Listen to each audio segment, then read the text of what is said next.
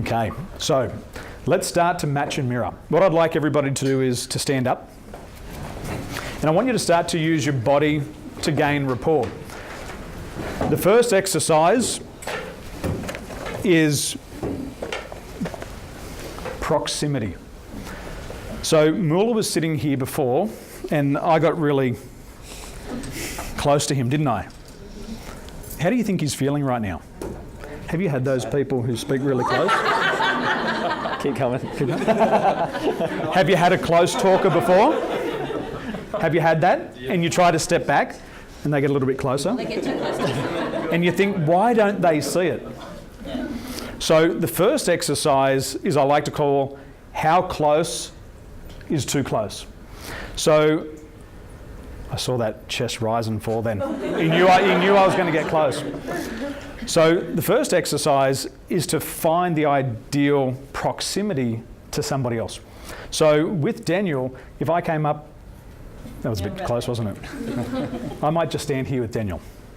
But if I was too close, he might not like it. No, no. So each person has their own proximity. But proximity doesn't mean just face to face. It could be feeling more comfortable just standing beside someone and speaking to their left. It also could be speaking. It's not as nice there, is it? On the right. Oh, that's nice. No. So you'll find that people have a favourite, and because you've got sensory acuity, you'll be able to feel this. But I think for Daniel, about here is good for me and him. How do you feel? Yeah, good. Good. Bro. Not that handshake, right? This one. That's it. Good to see you. So you've got to play the game of how close is too close. So find somebody and just gauge the response inside of your body. This is your sensory acuity. Stand in front of them, stand to the side, and ask them, is this okay? Is that okay? What's most comfortable? And then after about a minute, we'll swap over and then find somebody else in the room and discover how close is too close. Because when I first met Beck, no kiss, no cuddle, but I broke her out of a comfort zone and forced her. Still not keen. Still not keen? But I get what I want. Okay, so how close is too close? Go for gold. 60 seconds for the first person. Find somebody and discover the proximity. How was the exercise? Good. We'll stay here. Okay, let's rock and roll. The cash. Okay, we'll just grab a quick learning. What was your number one learning from here about proximity and handshakes? What was your learning? For me, it was I guess, really watching the other person, because I can easily get into other people's space. But I've got some techniques. It's the sideways technique to get closer. And I think height for me makes a difference too. I talked to two tall people and that was more uncomfortable than talking to people at eye line. Okay, interesting. Any insights here? Would you like to hold my hand still, Peter?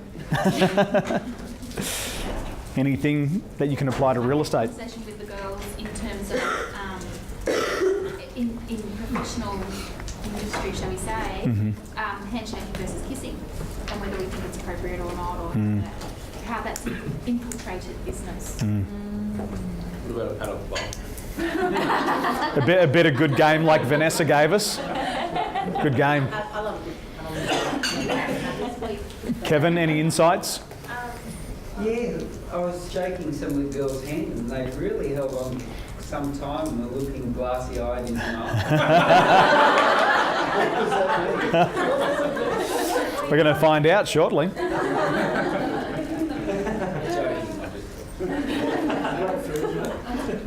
But it's the truth. Good.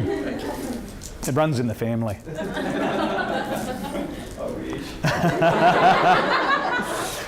There's a girl at the local pizza shop, and years ago Kevin said, if you want the women to like you, you need some wit and you need some charm. I said, okay, what should I do? He goes, go down to the local pizza shop and just get a table by yourself and just give her some wit and charm and get her to come to you. Sorry. I didn't do it, sorry. never got over it, have you? No. Any learnings? I learned I have a strong handshake. Good. Good. Any from you, Matt? Because you're a professional networker with a mouthful of food. It felt more comfortable standing beside someone and being open to other people. Excuse me, mouthful of food. Yeah, definitely felt more comfortable when we were inviting of other people into it as opposed to standing face to face. So think about that. This is what Nini and I call marriage material. When you meet a prospect, it's like dating. And then once you start to date, you get engaged and then you have a relationship. When that prospect is sitting in front of you, they're asking the question, do I want to be married to this person in business for life? And if that first impression makes you feel, ugh, you can't have a business relationship with them. So it's so important, and it's 4 seconds. But there's a perfect example here of we have to have behavioural flexibility. That was one of the 5 principles of success, number 4. But we also have to respect somebody else's model of the world. So if I want to do business with somebody, I've got to respect their model of the world. And there was a perfect example of a different style of handshake that was important to Vikash. So what was that handshake for you? I did it randomly, but this is what I did. Okay. Now, that's important to Vikash. That's important to him. And if I want to do business with him and create a relationship, I have to have the flexibility to do the same. But watch what happens to the self-esteem and self-worth.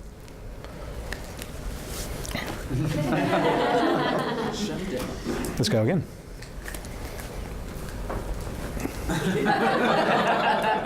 Do people do that? Yes. It's the same as this. Hey, bro. Hey. How you doing? Good. Good. So what happens is, if you don't respect their model of the world, you lower their self-esteem. You lower their sense of self-worth. So if it's important to Vikash, it's important to me. How you doing? Hey. Good. Good to see you. Good. And you've just got to have that sensory acuity. See how simple it was when he was ready to let go? My body knows, and we let our hands drop down. Good job. Thank you. So have behavioural flexibility. Excellent. Thank you. When you raise the self-esteem of others, they'll open doors that you could never imagine.